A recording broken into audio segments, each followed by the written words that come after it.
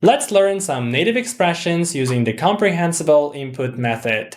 That means everything will be easy to understand with clear examples in real-life context. We've got 11 great phrases today. First, I'll use them in a short story. Then, I'll explain each one step by step in simple English. Finally, we'll practice them together.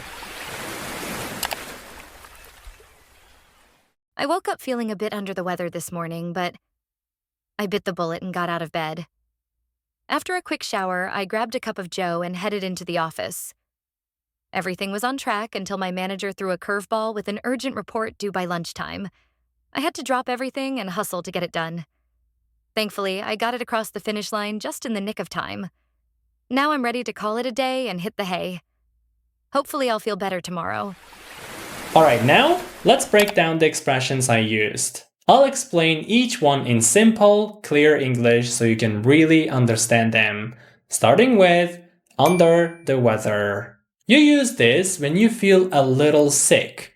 Maybe you have a headache, sore throat, or just a little tired. Native speakers use it when they don't feel great, but it's not very serious. Here are 2 examples for you. I didn't go to the gym today because I'm feeling under the weather. I have to cancel the meeting because I am feeling under the weather. Bite the bullet. You use this when you do something hard, unpleasant, even if you don't want to. You know it's not fun, but you do it anyway. For example, I didn't want to go to the dentist today, but I bit the bullet and made the appointment. I hate public speaking, but I had to bite the bullet and give a speech at my sister's wedding. Cup of joe is simple. It means a cup of coffee. It's commonly used in American English. Casual, friendly way to talk about coffee. You can say, let's grab a cup of joe before the meeting. Every morning, I make a fresh cup of joe before checking my emails. On track means everything is going as planned or expected. You're making good progress, but not behind. You can say, we are on track to finish this report by Friday. We're on track with our wedding plans. Venue booked, invites sent, and food ordered. Throw a curveball. This means to surprise someone with something unexpected. This is usually used when a problem comes up or when someone does something unexpected. For example,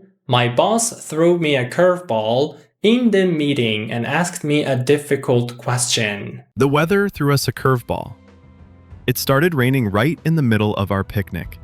Life throws a curveball. Your colleagues throw a curveball. So this basically means to do something unexpected, challenging. Next one, drop everything. This means to stop what you're doing and focus on something more important. This is usually used when something urgent happens. For example, I had to drop everything when my kid got hurt at school. When I heard my baby crying, I had to drop everything and run to the bedroom. To hustle means to work hard quickly. This is usually used when you pay a lot of effort to do something. So you can say, I had to hustle to finish the project before the deadline. We need to hustle if we want to get good seats at the concert. It's filling up fast. My camera got overheated. Anyway, let's continue. We have get it across the finish line. This means to finish something successfully, especially after a lot of work. It's like finishing the race, you know? Finally done. We stayed up all night to get the presentation across the finish line. The report was exhausting,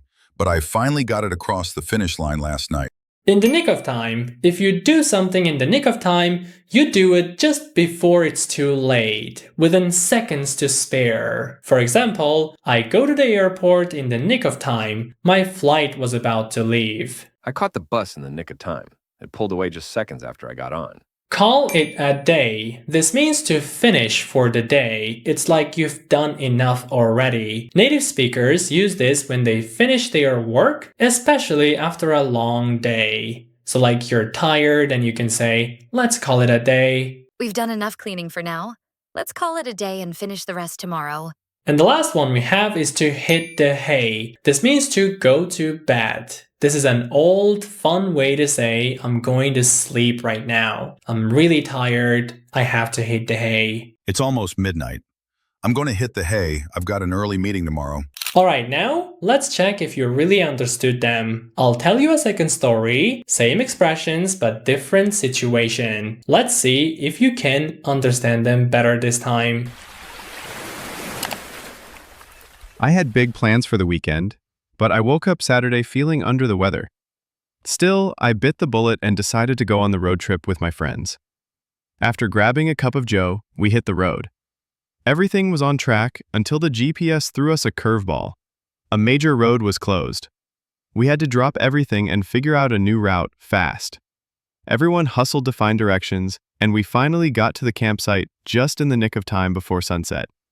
I got the tent up, got the fire going, and felt like I got it across the finish line. By the end of the day, we were all ready to call it a day and hit the hay. Oh, what a day! So, could you follow the story? Did the phrases make more sense this time? If so, congrats! You've just found a better way to understand native English expressions. For more practice, you can download the PDF using the link below. And until next time, see ya!